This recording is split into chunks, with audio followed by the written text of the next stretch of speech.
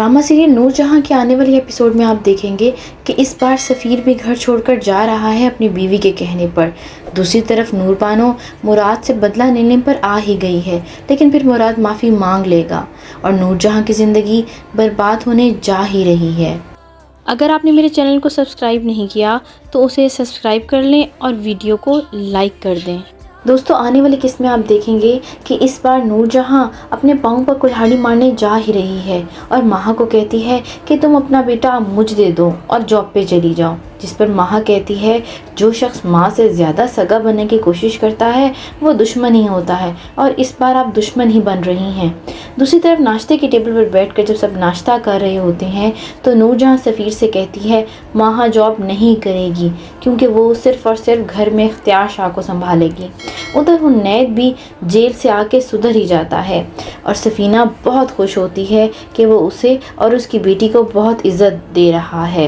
हुनैद से कहती है ज़िंदगी बहुत लंबी है हुनैद, और बेटियों को बहुत आजमाइशों से गुजरना पड़ता है। हुनैद आगे से कहता है मैं तुम्हारे और इंसिया के सब हकूक़ अदा तो कर रहा हूँ, फिर क्या मसला है, और मामा की मर्ज़ी के बग़ैर जाकर तुम्हारे साथ रह भी रहा हूँ।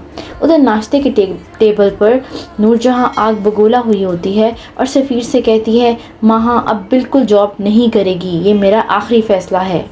इख्तियार शाह और फिर कोई और, तुम्हें मेरी बात समझ क्यों नहीं आ रही? जिस पर सफ़ीर कहता है मामा माहा का पूरा हक है जॉब करने का। नूर जहां कहती है मैंने जो कह दिया बस कह दिया। हुनैद भी परेशान हो जाता है कि नूर मामा को आखिर क्या हो रहा है, आजकल क्यों हर बात पे वो गुस्सा हो रही हैं। उधर रात के वक्त सफ़ीर जब छत पर खड़ा होता है और परेशान होता है, जब वो कमरे में जाता है तो माहा से कहता है मामा आज बहुत गुस्से हो रही थी और वो कह रही थी माहा जॉब नहीं करेगी, वो सिर्फ़ और सिर्फ घर में रह के इख्तियार शाह को संभालेगी।